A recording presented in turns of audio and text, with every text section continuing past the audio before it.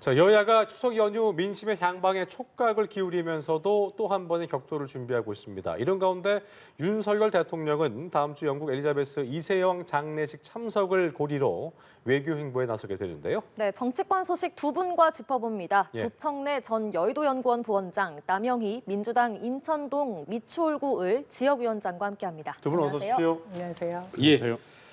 자, 윤 대통령 얘기부터 해보겠습니다. 오는 19일에 있을 엘리자베스 여왕의 장례식 참석을 위해서 영국을 방문을 합니다.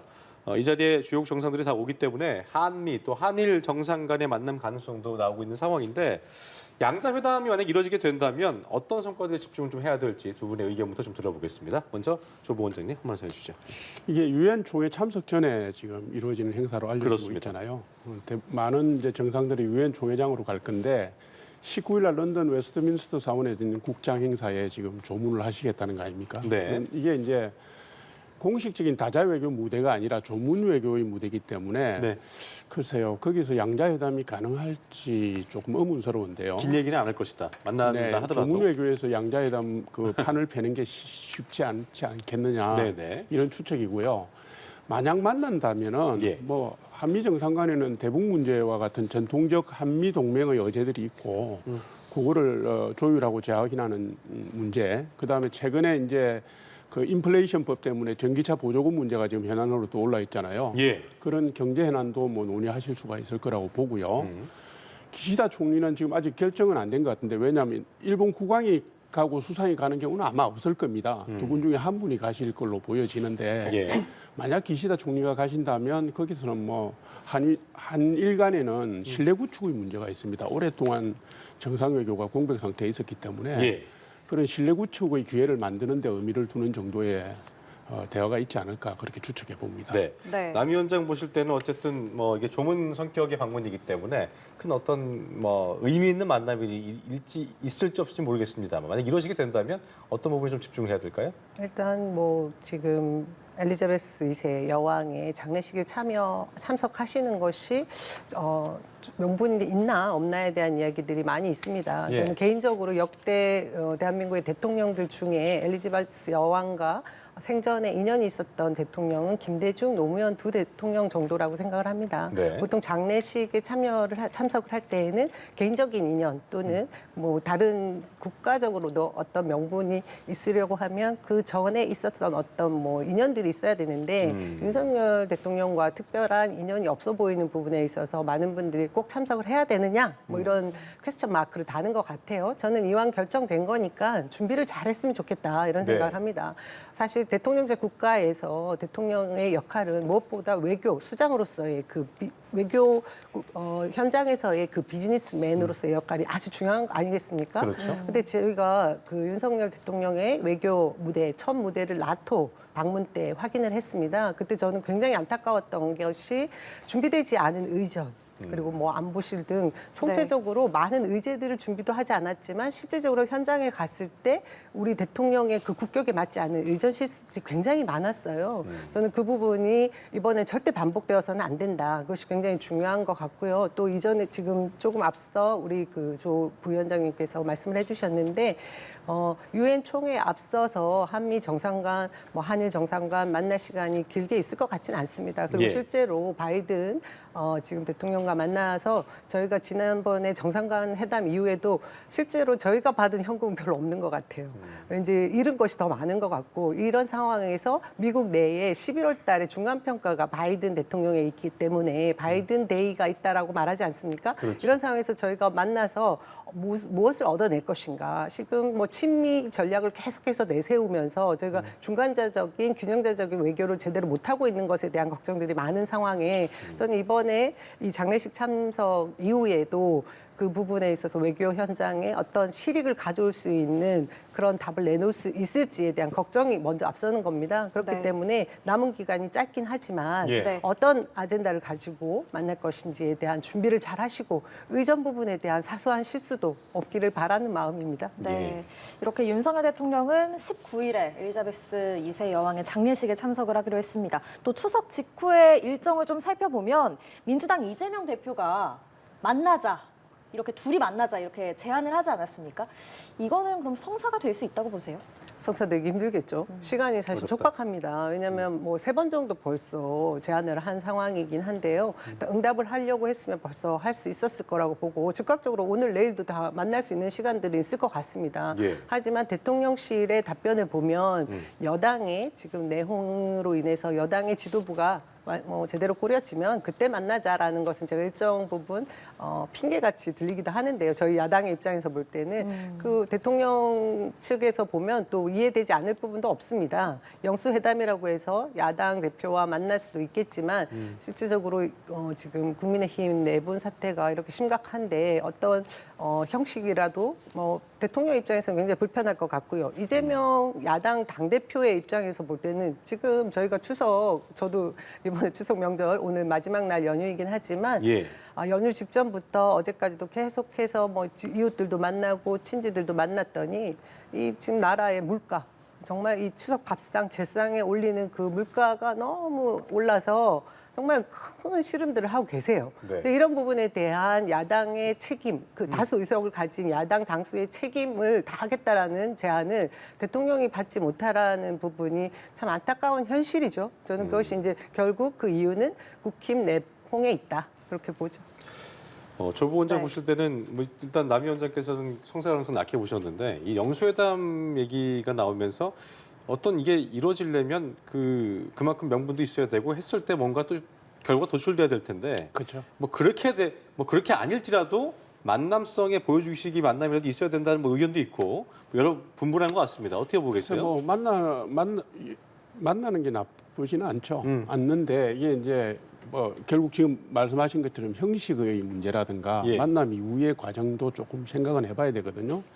지금 우리나라에서 영수회담이라는 표현을 썼던 이유는 옛날에는 대통령이 여당의 총재를 겸임하고 있었습니다. 그러니까 제가 기억하는 한으로는 노무현 정권 때부터 이게 분리가 됐거든요. 지금 국민의힘 당헌상으로도 대통령은 명예직위 외에는 당직을 못 맡게 되어 있습니다. 네. 그래서 굳이 말씀드리자면 영수회담이라는 표현이 좀 이제 안 쓰게 되는 표현이죠. 맞지가 예전 않고 표현. 그 의미도 점점 퇴색이 됐어요.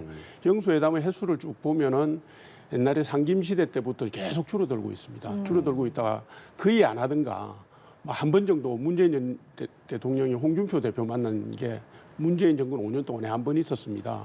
문재인 대통령은 잘 아시는 것처럼 여야정 협의체를 얘기를 하셨거든요. 네.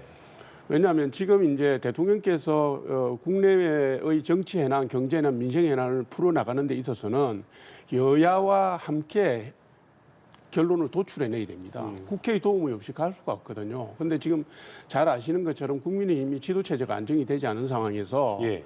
지금 만약에 이재명 대표와 대통령이 만난다 하더라도 다시 그 내용을 가지고 다시 여당하고 조율을 하고 이런 상황이 생길 수가 있고요.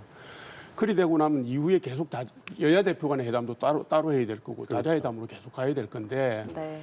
지금 현실 여건도 녹록지 않고 하니까 조금 더 분위기가 물어있는 걸 보고서 진행을 하는 게 맞지 않나.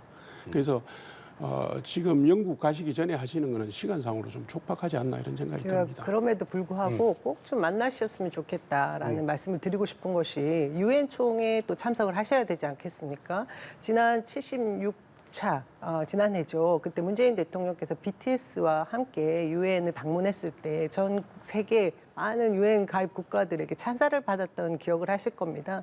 그것은 한반도의 영구적인 평화, 공존 그리고 기후 위기에 대한 대응 부분들에 대해서 그리고 코로나 방역 부분 여러 가지 의제를 대한민국이 선도하는 국가로서의 그 입지를 유감없이 발휘했던 그런 장이었습니다. 예. 그러기 위한 준비를 하기 위해서는 지금 어제 이재명 당대표가 굉장히 좋은 성명서를 발표했습니다. 북한에 대응하는 부분이었는데요. 지금 북한에서 굉장히 위험천만한 북핵을 어떻게 다룰 것인가, 북핵 무기를 어떻게 다룰 것인가에 대한 법령을 우리는 선제 타격이라는 그 기미만 보여도 이것을 활용하겠다라는 법을 제안하는 그런 위험천만한 발상을 내놓았거든요. 이런 부분에 대해서 이재명 당대표는 지금 국가의 위기는 뭐 경제 위기, 모든 위기들, 뭐 민생 위기 많이 있지만 실제적으로 남북 평화 위기가 가장 시급한 것이 아닌가. 실사구시의 정신으로 우리 여야 합치. 여기에는 초당적으로 협력을 해서 의제를 발굴해야 된다. 이런 제안을 했습니다. 저는 이것이 유엔 총회에 참석하는 윤석열 대통령에게 가장 중요한 문제이지 않을까 싶기 때문에 여야의 그 만남이 저는 중요한 부분이 있다라는 그 의제를 던졌기 때문에 이 부분만 가지고라도 한번 그냥 짧게라도 만나시는 게 어떨까 이런 제안은 저도 드리는 거죠. 첨언하실 부분이 있을까요? 아니요, 뭐 예. 대화를 하자는 데 대해서 대통령실이 구체적으로 아마 검토를 하고 있을 겁니다. 대화를 피하려고 하는 게 아니라 국가 지도자가 야당의 뭐 요구를 수렴하고 듣는 게 나쁠 리는 없잖아요. 근데 이제 현실적인 여건을 좀 따져야 되는 것이고, 그리고 지금 급한 민생의 문제나 이게 대부분은 지금 국회에서 계류되어 있는 현안들이 많습니다. 대통령께서 전면에 나서셔야 되겠지만은 예. 제가 볼 때는 여야 대표가 대통령과 만나는 게 맞다. 문제를 풀어나가는 방식이 훨씬 효율적이다 보는 것이고, 지금 국민들께서도 그런 대화를 바라지 않겠습니까? 그렇죠. 예, 뭔가 정치적인 도출될 수 대화보다는. 있는. 자, 시기를 좀 봐야 될 부분인 것 같고, 이제 추석이 끝나고 이제 정기국회가 본격화할 텐데 여당 입장에서는 뭐 이재명 대표에 대한 사법 리스크, 또 야당 입장에서는 김건희 여사에 대한 특검 도입을 놓고 또 파고들 것 같습니다. 근데 하지만 국민들 입장에서 이미 너무나 이 피로도가 높아 있는 상황이기 때문에 민생 현안 언제 지킬 거냐, 정기국회 시작됐는데 이런 뭐 어떤 분위기일 거기 때문에 마냥 또 정쟁하는 모습만 보이긴 쉽지 않을 거예요. 어느 부분에 집중을 해야 된다고 좀 보시는지 들어보겠습니다. 사실 뭐 저희도 보기 안타깝고 죄송하고 그렇습니다. 예. 이게 지금 이제 국민들이 이제 그 화가 난 수준이 아니라 이제 분노로 냉소를 하는 간다. 수준까지 그렇죠. 가고 있기 예, 때문에 이 문제를 풀어야 되는데, 근데 이제 정당이 정치적 행위를 할 때 제기된 당면의 이슈를 피해가면서 할 수 있는 방법은 사실은 없습니다. 예. 그러니까 예를 들면 지금 이재명 대표의 사법 리스크는 이미 현실화됐습니다. 검찰이 기소를 해버렸기 때문에 이게 진행이 되고 있는 거고요. 김건희 여사에 관련된 특검법은 사실은 민주당이 당 대표가 기소되니까 얼마나 격앙됐겠습니까? 그러니까 분노가 표출되는 과정에서 노선이 조금 바뀐 겁니다. 그죠? 얼마 전에 김용민 의원이 특검법 발의를 할 때 예. 박홍근 원내대표가 개인 의견이라고 그랬어요. 당론은 아니다라는 얘기 났는데 이게 이제 그 며칠 사이에 뭐 충분히 이해합니다. 그렇게 간 거거든요. 갔는데 이게 특검이 여야 합의 없이 된 적이 없습니다. 그런 관례도 없고요. 예. 그러면 만약에 여야가 합의하지 않으면 그럼 민주당이 당론으로 채택한 마당에서 어떻게 가느냐? 결국 패스트트랙으로 가지 않겠습니까? 패스트트랙의 지정 요건을 맞추기도 지금 현재로 쉽지 않고, 그렇죠. 기간을 아무리 단축해도 제가 계산해 보니까 한 4달에서 6달 걸려요. 그리고 이게 자신들이 원하는 대로 간다는 보장도 사실 없습니다. 제가 볼 때는 민주당 지도부도 이 점이 굉장히 부담스러울 거예요. 그리고 어쨌든 제가 드리고 싶은 말씀은 이겁니다. 특검이든 사법 리스크든 그거는 그거대로 가고, 제 얘기는 민생 현안이나 입법 현안이나 경제와 관련된 국민의 고통과 관련된 거는 그 현안대로 가는, 분리해서 대응하는 지혜가 여야가 다 필요하다. 섞어서 묶어서 가지 말고요. 조금 냉정해질 필요가 있다 이렇게 생각합니다. 예. 남기현 장관도 여쭤보겠습니다. 어쨌든 뭐 국회 입장에서는 민생이 최우선이기 때문에 어떤 스탠스를 좀 견제해야 되고 이렇게 해야 될 거라고 보시는지 들어보겠습니다. 예.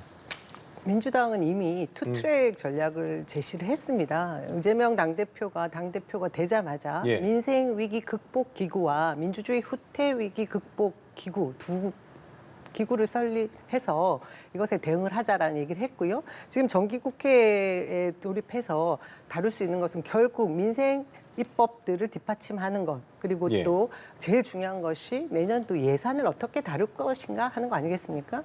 근데 말씀하신 대로 아까 영수회담을 했을 때 민생 현안을 얘기하지 못하고 만나는 것이 의미 없다라고 말씀하셨지만, 저는 이런 초당적인 협의가 필요한 것이 남북 문제인 것이기 때문에 그런 의제를 놓고 영수회담을 할 수 있다라고 보고, 그리고 지금 계류되어 있다라고 민생 현안은 국회에서 결국 풀어야 된다. 그것이 예. 지금 정기국회 시간이 돌아왔다. 네. 그 점에서 민주당은 22개 법안 정도를 민생 법안으로 압축을 했습니다. 애초에 각자 의원들마다 한 가지 이상의 자신이 통과시킬 법안들에 대해서 이야기를 하는 시간을 가졌고요. 이후에 22개로 압축을 하면서 대표적인 것이 뭐 대우조선 해양 그 파업 이후에 그 노동자들이 회사에 손해를 끼쳤다고 해서 회사가 노조원들에게 일일이 배상을 청구하는 이런 것을 막기 위한 노란봉투법을 제정한다던가, 네. 화물 운전자에게 매겨진 안전 운임을 더 확대시킨다. 이거 일몰직 때문에 폐지될 수 있는 있는 상황에 처했거든요. 이런 부분들 노동권도 보장하고 생존권도 보장하는 이런 법안들에 대해서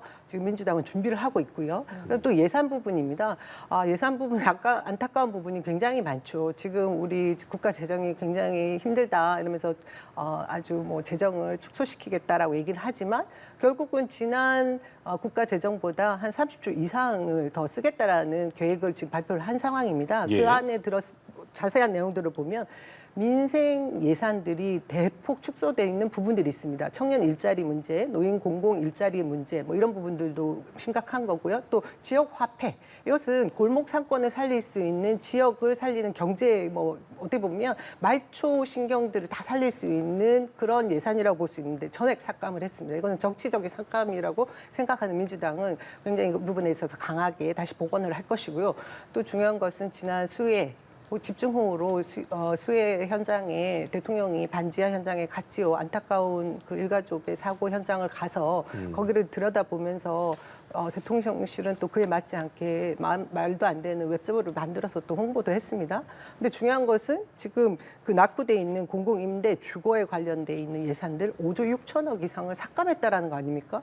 정말 말도 안 되는 상황이 지금 현 정부에서 내놓는 그런 상황이고 민주당은 이것에 완전히 대결해야겠죠. 그 민주당이 있는 이유도 정부 여당과 그리고 정부와 여당이 제대로 하지 못하는 부분들을 견제해야 되는데 마치 여당인 양 계속해서 이런 부분들의 민생에 있어서의 책임질 부분들을 강하게 책임지겠다. 이것은 제가 볼 때 다수 의석이기 때문에 지어야 되는 책임이고 이 부분에 대해서 열심히 하겠다라는 이야기를 하고 있습니다.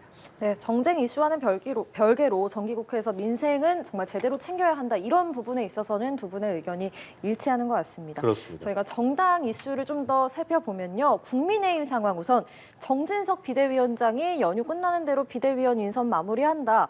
이런 계획이고 또 새 원내대표도 선출이 곧 되잖아요. 어떤 사람이 비대위원 또 원내대표가 돼야 된다고 보십니까? 지금 이제 국민들이 보시는 게 정확합니다. 국민의힘이 지금 내분으로 분열로 굉장히 고생을 하고 있잖아요. 그러니까 이제 뭐 혁신형이냐 비대위가 관리형이냐 이런 말을 씁니다. 그죠? 그러니까 이제 지금 정진석 비대위가 가처분 결과에 상관없이 간다면 대략 한 4개월 정도 가는 걸로 보입니다. 전당대회가 내년 1, 2월로 간다면 그렇죠. 4개월 그 정도 가는데 그렇죠. 이거를 이 4개월을 가지고 혁신을 하기에는 좀 맞지가 않죠. 지금 당내 혁신위원회하고 연동을 해서 간다면 모르지만 그렇다고 해서 완전히 관리형으로 전당대회 준비 체제로만 갈 수가 있느냐? 저는 그렇게 보지는 않습니다. 왜냐하면 지금 당의 분열 상황을 빨리 수습을 해야 되기 때문에 사실상 통합형으로 가야 된다고 봐야 되고요. 통합형으로 가려면 제가 볼 때 얼마 전에 민주당 비대위가 왜 선수별 대표를 위원들로 넣었지 않습니까? 예. 그러니까 국민의힘도 선수별 대표를 넣고 그다음에 이 전당대회 준비를 해야 되니까 당내 상황에 익숙한 중진들 플러스 20대, 30대의 민심을 받아들일 수 있는 노장청의 조화. 이게 뭐 9명, 10명 내에 이게 다 충족될 수 있을지는 모르지만 대략 그런 범주에서 가야 된다고 보고요. 예. 그다음 원내대표는 뭐 제가 볼 땐 뭐 사람이 없다고 그러는데 그건 아니고 당내 3선 이상의 뭐 역량을 갖춘 분들이 많이 계십니다. 네. 그러니까 누가 맡더라도 제가 볼 땐 잘 하실 것 같은데 지금 당내 분열상을 치유하면서 윤석열 대통령의 그 국정을 뒷받침해드려야 되거든요. 제가 볼 때는 조금 젊고 조금 추진력이 강한 분이 되면 좋겠다. 젊어야 된다. 그렇다면 개인적으로 조 부원장께서 보실 때 지금 하마평 오르는 사람 중에 나는 개인적으로 이분이 되는 게 참 뭐 되면 좋지 않겠나 하는 의견이 있으실 것 같아요. 네. 있지만 말씀드리기 그렇고요. 젊고 추진력 있는 분으로 제가 말씀드린 게 그걸 갖고 유추해 보시면 되겠습니다. 알겠습니다. 스무고개를 해봐야겠네요. 네. 자, 남 위원장께서는 상대당 입장에서 뭐 국민의힘 현 상태를 바라보시면서 어떻게 좀 흘러가야 되는지 좀 보시는지 들어보겠습니다. 전 같은 이제 정치인 중에 한 명으로 이 국민의힘 내홍이라고 하는 지금 일련의 과정들을 보면 이렇게까지밖에 할 수 없나 이런 생각이 듭니다. 결국은 지금 답답함이 있으시군요. 답답함을 넘어서 예. 국민들도 다 알만한 법 위반을 이렇게 계속해서 자초하는 이유가 무엇일까? 어떨 때는 그런 생각까지 들더라고요. 이준석 당대표를 찍어내기 위한 그 기존의 오래된 정치 세력들이 힘을 너무 합하고 있긴 하지만 이것이 정당성을 갖지 못한다라는 얘기를 다 듣고 있음에도 이거 계속 추진하는 이유가 그냥 이 전체의 정치판의 이슈를 국민의힘 내부가 빨아들이고 있는 상황. 그리고 어떻게 보면 윤석열 정부의 굉장히 힘든 이런 뭐 이런 내운, 뭐 이런 위기들을 오히려 이 가림막하기 위한 그런 전술인가 할 정도로 말이 안 되는 상황이 계속 연속되고 있습니다. 어떻게 보면 제가 이제 꼼수처럼 보인다라는 건데요. 정진석 지금 새로운 비대위원장 어떻습니까? 이분이 국회 부의장입니다. 국회 부의장이 지금 당 대표 비상이라는 말이 붙긴 했지만 예. 국민의힘의 당 대표를 맡는다라는 게 이게 맞는 건지 모르겠습니다. 뭐 국회법이라는 게 따로 있고 국회의장은 애초에 그 당적을 가질 수 없지만 부의장 두 분은 당적을 유지합니다. 하지만 그렇다고 한들 국회 전체를 대표하는 중립지대에 있는 의장단이고 대표단이거든요. 이런 분이 지금 국민의힘의 대표를 맡겠다라는 것도 저는 아마 14일 날 있을 그 법원의 신문 그 날짜에도 굉장히 중요한 영향을 미칠 것인데 이것 네. 또한 굉장히 초법적인 그런 사고방식이다. 그렇게 보이고요. 그 이후에 원내대표를 이제 새롭게 뽑는다고 하는데 도돌이표 다시 돌아간다고 해도 법원에서 얘기했던 국민의힘 지금 내용 문제는 결국 헌법과 정당법을 지키지 않은 문제다. 그리고 정당하게 선출된 당대표 이준석 대표를 아주 손해를 끼치는 막대한 일을 일으켰다. 비상 상황을 억지로 만든 것. 이것에 대해서 지금 어떤 해법도 내놓지 못하는 것이거든요. 그런데 원내대표가 새로 뽑힌다라고 하면 저는 원내대표가 이 정진석 비상대책위원장의 그 지금 자리를 다시 원상복구시키고 원내대표가 직무대행을 맡는 것이 맞지 않을까 그런 생각 원점으로 다시 돌아가야 된다. 그런 예. 점에서 지금 원내대표가 누가 될 것인가 하는 게 우리 앵커의 질문인 것 같은데요. 뭐 3선 이상의 뭐 두루 이렇게 원만하게 합리적으로 그 국민의힘 원내를 이끌어갈 지도부가 들어와야 될 것인데 제가 보기에는 뭐 많은 분들이 지금 뭐 주호영 다시 원내 대표로 돌아가지 않을까 이런 예상들을 많이 하시더라고요. 저도 그 부분 말고는 지금 별다른 해법이 있어 보이지 않는다. 그것이 선출이 아니라 추대로 가지 않을까 그 정도 예상이 되네요. 자, 어쨌든 뭐 아까 돌고 돈다는 표현을 쓰셨는데 14일에 이제 얘기하셔서 이제 좀 질문 드려볼 건데 이 전 대표가 이제 제기했던 가처분 신청 신문이 진행이 되죠? 예, 네. 이번 주입니다. 최악의 경우에는 정진석 비대위원장의 이 비대위마저 좌초될 가능성이 또 제기되고 있는 상황이고 지난번에 이제 신문 후에 9일 만에 결정 나왔잖아요. 이번에는 결정 놓고 좀 뭐 의견이 엇갈리는 것 같더라고요. 저는 뭐 예상입니다만 훨씬 빨리 그때보다는 더 빨리 나온다. 예, 될 거라고 봅니다. 더 빨리 나올 왜냐하면 것이고 어떻게 예상하시는지. 예. 첫 번째 가처분 그 신문과 맥락이 똑같거든요. 흐름이 똑같고 그다음에 이제 사전 검토를 할 수 있는 시간도 충분히 있었고 그렇죠. 재판부도 같은 분들입니다. 그러니까 제가 볼 때는 이게 가처분 신청을 하고 난 뒤에 상당 기간 지금 뜸을 뒀거든요. 9월 14일로 잡아놓고 이준석 전 대표가 그걸 땡기고자 요청을 했을 때 거절했지 않습니까? 그래서 제가 볼 때는 사전 검토는 다 끝났을 거라고 보고 끝났을 것이고 9일까지 갈 이유가 없다고 봐요. 제가 볼 때는 시기를 뭐 좀 조율하겠죠. 그래도 그 안쪽으로. 예, 2, 3일 안쪽으로 나지 않을까 싶습니다. 그래서 이번 주에 국민의힘 내용 사태의 그 전반이 분수령을 맞을 거다. 이번 이렇게 주다? 봅니다. 예, 예.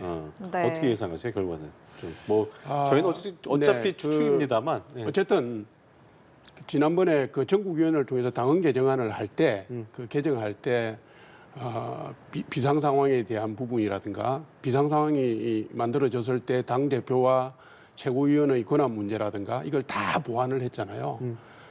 소급 입법의 지적이 있었지만 어쨌든 정치 행위로서 보완할 건 다 보완했기 때문에 예. 지난번과 같은 결론은 나오지 않지 않겠느냐, 다르게 나오지 않겠느냐 이렇게 저는 예측을 합니다. 네. 네, 남영희 위원장께서는 이 가처분 신청 결과 어떻게 예상하십니까? 저도 뭐 부위원장님 말씀하고 뭐 공감 가는 부분이 기각적으로 반 정도 예상을 있는데 하시는군요. 일정 절차에 관한 부분은 뭐 법원에서 더 이상 손대지 않겠다 그렇죠. 이런 말씀을 하실 것 같고요. 네. 하지만 지금 비상대책위원장 정진석 위원장에 대한 부분은 이전에 주호영 위원장님께 했던 그 말과 똑같은 그런 판결, 그러니까 결정문을 내리지 않을까.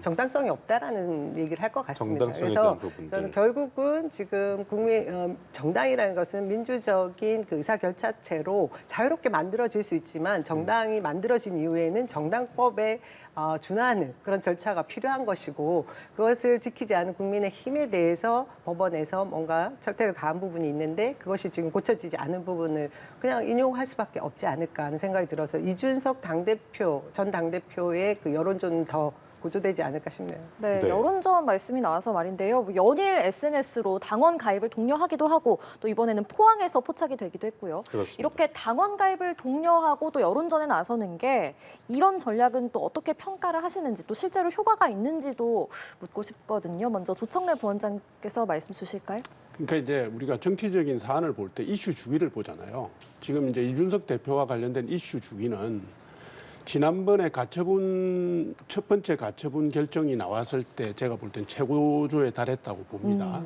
그 이후에 이제 조금 차분해지고 가라앉으면서 조금 덤덤해진 느낌이 있고요. 덜 민감해진 거죠. 아마 14일을 전후로 해서 이슈 주기가 다시 조금 정폭이 될 겁니다. 되는데 이게 이제 예전만큼 올라가지는 않을 거예요. 그래서 이제 가처분 14일 날 심리 결과가 어떻게 나오든지 간에 국민들이 곧바로 반응을 하거나 당원들이 첨예하게 대치를 하거나 충돌을 하는 상황까지는 가지 않을 거다 저는 이렇게 보고 있고요. 지금 이제 이게 장기전에 돌입한 겁니다. 그러니까 이준석 전 대표의 최근 행보를 보면 계속 TK에 머물면서 네. 대구를 간다든지 포항을 간다든지 칠곡의 무슨 재앙 행사에 참석한다든지 이렇게 가고 있잖아요. 네. 당내 기반이 대표를 하면서 굳건하게 굳히지를 못했기 때문에 이걸 이제 지역 기반으로 민심 기반으로 간 건데 이거 자체가 장기전으로 간 겁니다. 이슈 주기가 뭐 3, 4개월, 6개월 간다고 하더라도 언제나 피크일 수는 없거든요. 제가 볼 때는 최고조의 피크는 지나갔다 이렇게 보고 점점 일상화되고 덜 민감해질 거다 이렇게 본인이 봅니다. 전당대회에 나중에 참여를 하게 되든 못하게 되든 그것과 관계없이 어떤 본인의 어떤 이런 세를 그때가 이렇게 올라갔던 게 그때 되면 또 살짝 뛰겠죠. 네. 예를 들면 본인이 참여를 안 하고 특정 후보를 민다든가 네. 또 혹은 그 전당대회 후보 공모 시기를 두고 이준석 대표가 할 수 있나 없나 이게 논란이 또 될 거예요. 예. 제가 볼 때 전당대회가 1월 말이나 2월 초로 간다 하더라도 공모 시점이 12월 1월 9일 이전으로 가면 어차피 이준석 대표가 못 들어가거든요. 그렇게 되면 이준석 대표가 또 다른 승부수를 던질 겁니다. 후보를 직접 지명해서 선택을 하든지 그렇지 않으면 전국을 돌면서 붐업을 하든지 그런 시기가 또 올 거라고 봅니다. 어제 정진석 비대위원장이 현명한 판단을 하길 바란다. 뭐 언론적인 답변으로 들릴 수도 있겠습니다만 돌이킬 수 없는 뭐 강을 건너면 안 된다는 표현을 했기 때문에 이미 다 건너갔고 이제 돌이킬 수 없다고 분석이 나오고 있는데 정치는 뭐 끝까지 살아 있는 건데 다시 제가 가능성이 볼 있다고 때도 보세요. 예, 봉합의 가능성이라든가 뭔가 상당히 퇴로의 가능성 지나갔다. 예, 지나갔다. 선택지가 별로 없다 이런 생각이 듭니다. 그러시군요. 자, 어쨌든 그 국민의힘이 상황이 아까 말씀하셨지만 뭐 혹자는 이제 우영우 얘기도 해요. 갔다 왔다 하면서 어쨌든 이 인기 드라마 끝난 것처럼 이건 인기 드라마 아니지만 어쨌든 국민들이 볼 때 필요하지 않은 상황으로 좀 봉합해야 된다 이렇게 얘기가 나오고 있는데 상황을 지켜보겠고요. 민주당 얘기를 좀 해보겠습니다. 이재명 대표 개인의 사법 리스크가 당 전체로 좀 확산하는 분위기인데 지난 8일에 허위사실 유포 혐의로 재판에 넘겨진 상황에서 조폭 연루서를 제기했던 장혜화 변호사 불기소 처분으로 다시금 이제 법적 절차를 진행할 예정인데 이런 상황에서 이제 비명계가 좀 잠잠하다 이런 얘기도 있더라고요. 어떻게 좀 분위기가 어떻습니까? 어떻게 봐야겠습니까? 당대표 이재명의 그 전당대회 때를 보면 뭐 각각 대립각을 세우는 비명계라고 하실 수 있는 분들의 목소리들이 덜어 있었죠. 근데 당대표 선출 이후에는 지금 너무 잠잠하다 보니까 제가 보기에는 오히려 언론에 계시는 분들이 더 당황스러워 하시는 것 같습니다. 근데 어떻게 보면 너무 당연한 겁니다. 역대 최다 득표 한 당대표입니다. 44만 표 당원들의 그 지지를 받고 당선이 된 당대표이고요. 지도부도 마찬가지입니다. 그 개혁 지도부라고 해서 굉장히 걱정하시는 분들이 사실 비명계 쪽에서 있었지만 이것이 예. 뭐 민주당이 사당화되는 것이 아닌가 이런 얘기들을 했었는데 그것은 결국 전당대회 그 시즌, 그 시기에만 가능한 그런 대립각이었고요. 실제로 당이 새로운 지도부를 맡고 난 이후에는 일사불란하게 다 같이 얘기를 할 수밖에 없는 상황인 것이 비상식적인 일들이 계속 벌어지는 겁니다. 경찰과 검찰에서 들이대는 야당의 칼날은 너무나 무디고 대통령과 대통령 가족 그리고 정부 여당 뭐 이런 쪽에 뭐 선거법 위반이든 여러 가지 송사와 관련돼 있는 부분들을 법적 절차에 관련된 부분에 있어서는 칼날이 너무나 또 그쪽은 무디고 야당에 대해서 너무나 날카롭지 않습니까? 이런 비상식적인 상황을 보고 있는데 비명계가 무엇이고 친명계가 무엇이겠습니까? 다 의미 없는 것이고요. 지금 야당 우리 민주당뿐만 아니라 국민들의 대다수 제가 볼 때는 한 10명 중에 7명은 지금 대한민국의 법이 제대로 살아있느냐, 공정하냐 이런 질문들을 하고 있다고 생각하거든요. 거기에 발을 맞추는 것이라고 생각합니다. 예, 그렇게 말씀을 해주셨지만 또 일각에서는 사실 2024년 총선 공천권을 의식한 게 아니냐, 그래서 이렇게 분위기 바뀐 거 아니냐 이런 얘기도 나오고는 있습니다. 이 부분은 어떤 말씀 주시겠습니까? 공천권도 무시 못할 거 아니겠습니까? 지금 그렇죠. 국민의힘 내용이라는 것이 결국은 24년 공천권을 두고 저런 삿바 싸움을 하고 밥그릇 싸움을 하고 있는 것인데 민주당은 너무 잠잠한 것이 제가 아까 말씀드린 대로 완전히 명분을 가지고 압도적인 표로 당선된 대표 그리고 지도부를 세운 그런 민주당에서 이견이 있을 수 없지 않겠습니까? 그래서 단일 대우로 나가는 것이고요. 저는 이것이 결국 민심에 부합하는 행동이다. 그렇게 보죠. 그래서 결국 공천으로 이어질 것이고요. 네. 예. 이런 비명계 어떤 단일 대우의 행보라고 해야 될까요? 모습이라고 해야 될까요? 어떻게 좀 바라보고 계셨어요? 지금 말씀하신 대로입니다. 당 대표가 기소됐는데 당 구성원이 거기에 대해서 딴 얘기를 할 수가 있겠습니까? 특히 이제 민주당은 정당사를 들여다보면 이게 위기를 기회로 삼아서 지지층을 결집한 사례가 많아요. 보수 세력보다 진보 세력들이 그 부분에 대해서는 훨씬 더 많은 경험치를 갖고 있습니다. 특히 최근에 호남에 이반된 민심을 결속시키는 계기로 활용할 것이고요. 지금 이제 제가 비명계의 문제가 아니라 지금 현실은 현안을 대응하는 데 있어서 문제가 있는 게 아니라 그 비명계를 대표할 만한 지도자가 없는 겁니다. 지도자가 없기 때문에 당내 투쟁을 벌일 만한 지렛대가 없어요.